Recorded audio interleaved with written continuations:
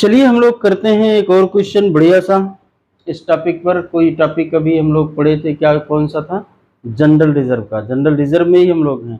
General reserve नहीं मतलब कोई भी रिजर्व जो कि हमारी बुक में स्टैंड करता है और उसे राइट ऑफ नहीं करना है, ऐसा फर्म का डिसीजन है। ये हम लोगों ने पिछली क्लास में कॉन्सेप्ट पढ़ा था, ठीक है। तो अब इसमें एक क्वेश्चन लेते हैं, बगैर क्वेश्चन के क्लियर कट समझ में नहीं आ। देखिए प्रॉब्लम ये है, एंट्री में भी लिखा सकता हूँ कि ओल्ड पार्टनर को डेबिट कर दो, फिर नए पार्टनर, मतलब कुछ इस तरीके से एंट्रियाँ होती हैं, ठीक है।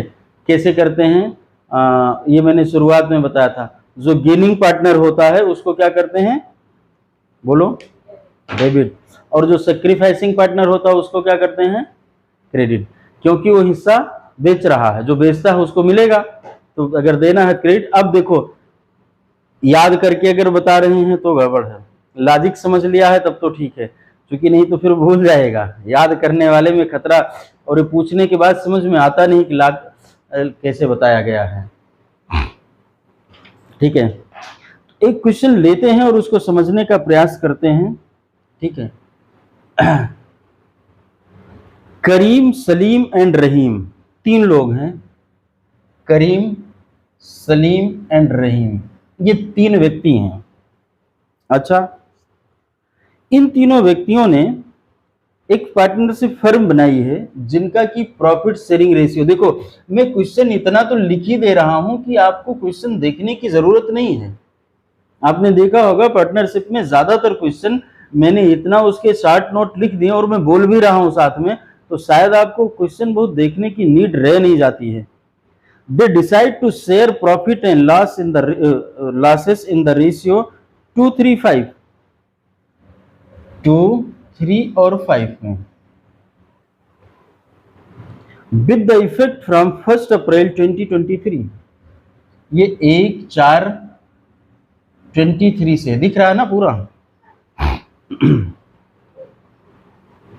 They also decide to record the effect of following without affecting their books values। मतलब उसने रिस्ट्रिक्ट कर दिया है, you can't change the book value. Book value change करने का क्या मतलब, ना चेंज करने का क्या मतलब हुआ? अगर प्रॉफिट है जितना तो उतना प्रॉफिट रहेगा, जनरल रिजर्व जितना है उतना जनरल रिजर्व रहेगा, डेफर्ड रेवेन्यू एक्सपेंडिचर जितना है उतना रहेगा। मतलब आपको राइट ऑफ नहीं करना है। अगर नहीं करना है तो क्या करते हैं,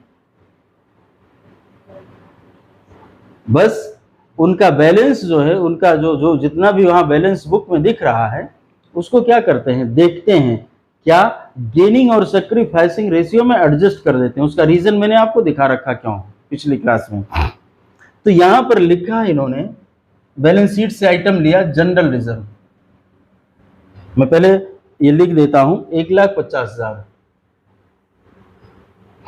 ठीक। Investment fluctuation reserve, investment fluctuation reserve IFR कितना हुआ, 25,000।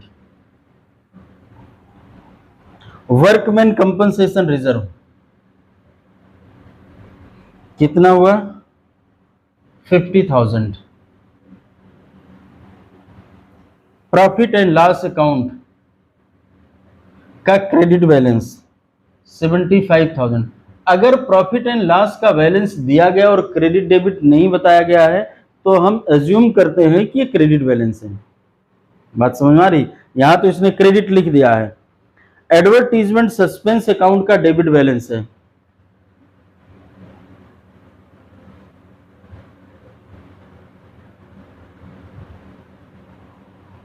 1,00,000। अब एडवर्टीजमेंट सस्पेंस का अगर बैलेंस दिया गया और डेबिट क्रेडिट नहीं बताया गया तो हमारी अजम्पशन डेबिट की तरफ होती है, क्योंकि वो मैं खर्च कर चुका हूं, खर्च किया हूं तो एंट्री क्या होती है, एक्सपेंस अकाउंट डेबिट, ठीक है। तो इसलिए वो हमारा डेबिट बैलेंस होता है। अब मुझे इसको क्या करना है, pass adjustment entry assuming no liability is expected toward workman compensation reserve and market value of investment is also equal to the book value। तो इन्वेस्टमेंट फ्लक्चुएशन रिजर्व वगैरह हम पीछे पढ़ाए हैं, अगर कहीं डाउट है तो पूछ लेना। बुक वैल्यू के ऊपर है तो क्या करते हैं, बुक वैल्यू के नीचे है तो क्या करते हैं, इक्वल टू बुक वैल्यू है तो क्या करते हैं, इन्वेस्टमेंट। ये लेकिन ये ध्यान रखना है, उस क्लास में अगर उसको नहीं पढ़ा फिर से पढ़ लेना, ठीक। तो इतने हमारे क्रेडिट बैलेंस हैं और ये हमारा डेबिट बैलेंस है। अब मैं देखता हूं हमारा जनरल रिजर्व कितने का है, देख लो। जनरल रिजर्व है 1,50,000। IFR है, इन्वेस्टमेंट फ्लक्चुएशन रिजर्व 25,000 का है। Workman compensation reserve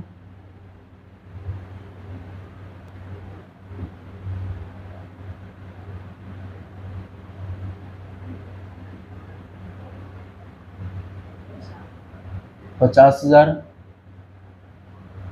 profit and loss account 75,000। ये सभी क्रेडिट आइटम हैं, इनको हम ऐड कर लेते हैं, ठीक है। कितना हो जाएगा? 3 लाख रुपए। ऐड कर लो, 3 ही लाख आ रहा, मैंने मनी मन जोड़ लिया है। अब लेस करेंगे इसमें से जो डेबिट बैलेंस है। Advertisement suspense account is equal to 1 lakh, less कर देंगे। कितना आ गया? 2 लाख। बात ये समझ में आ रही कि इसको लेस क्यों कर रहे हैं और इसको ऐड कर रहे हैं? दो सेम साइन की चीजें, क्रेडिट क्रेडिट ऐड हो रहा और डेबिट माइनस हो रहा। सर इसके पहले तो आपने नहीं किया था। क्यों नहीं किया था? क्योंकि उस समय में आइटम को राइट ऑफ कर रहा था। उस समय मैं आइटम को राइट ऑफ कर रहा था, तो अगर मैं ऐसे ऐड और सब्सट्रैक्ट कर लेता तो आइटम राइट ऑफ नहीं हो सकता था। राइट ऑफ कब होता है? डेबिट को क्रेडिट करके और क्रेडिट को डेबिट करके राइट ऑफ होता है। तो इसमें तो राइट ऑफ होगा ही नहीं। अरे तो हम कहाँ राइट ऑफ करने की बात कर रहे हैं?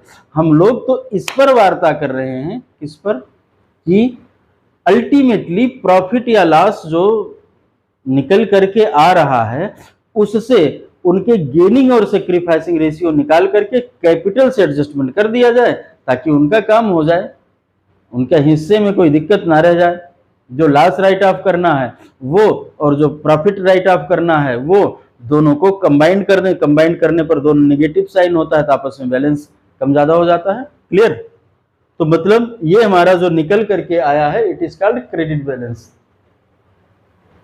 2 लाख का क्रेडिट बैलेंस है। तो पार्टनर्स की कैपिटल को जो भी करना होगा कर देंगे अभी हम लोग। कैसे करेंगे?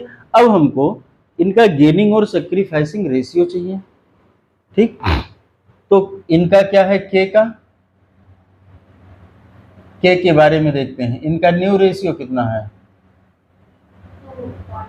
2/10 माइनस 5/10 कितना हो जाएगा? -3/10। एस का लिखें 3/10 -3/10, ये चुपचाप है। और आर का कितना है?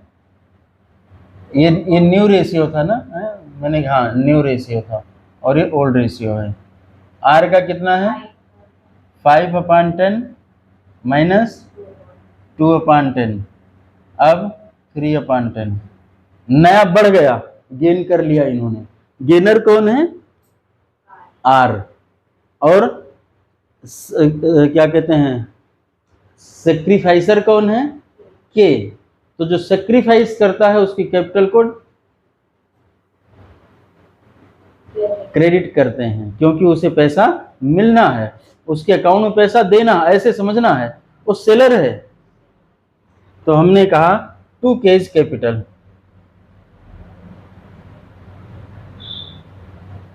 कितने से? अरे ये तो निकाला ही नहीं। कैसे निकालेंगे? 2 लाख डिवाइडेड बाई 10 कितना हो जाएगा? 20,000 और इंटू 3 तो होगा 60,000। तो इसको हम क्रेडिट कर देंगे 60,000 से।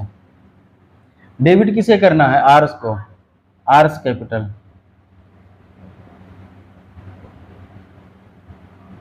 कितने से?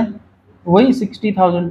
ये चेक कर लेना है ये और ये बराबर ही होना चाहिए। जितना गेन किया गया उतना ही सेक्रीफाइस होना चाहिए। और चेक होगा कैसे? सबका डिनोमिनेटर सेम करते हुए।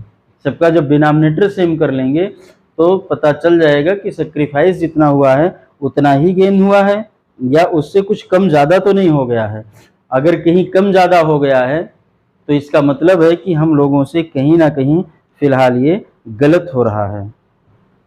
ठीक है, इतने में कहीं कोई डाउट है तो सवाल पूछ लीजिए, और अगर नहीं है तो हम लोग फिर मिलेंगे अगली क्लास में। Revaluation of asset and reassessment of liability, आप लोग पढ़ करके आएंगे। ध्यान देना है, क्यों क्यों पढ़ के यार, मतलब क्यों इसको रिवैल्यूएशन किया जाता है। इसलिए रिवैल्यूएशन किया जाता है कि हमारे पास कोई एसेट है, उसमें कहीं कोई वैल्यू छुपी तो नहीं हुई है, कुछ इसको ज्यादा तो नहीं करना था और कम है। क्यों? क्योंकि जो आपकी बैलेंस शीट में वैल्यू है, सपोज करिए वो 1 लाख की है और अब ये 1,20,000 हो गई है, मतलब इस पर प्रॉफिट हो गया है 20,000 का। तो इस प्रॉफिट को डिस्ट्रीब्यूट करने के लिए हम लोग ये काम करेंगे।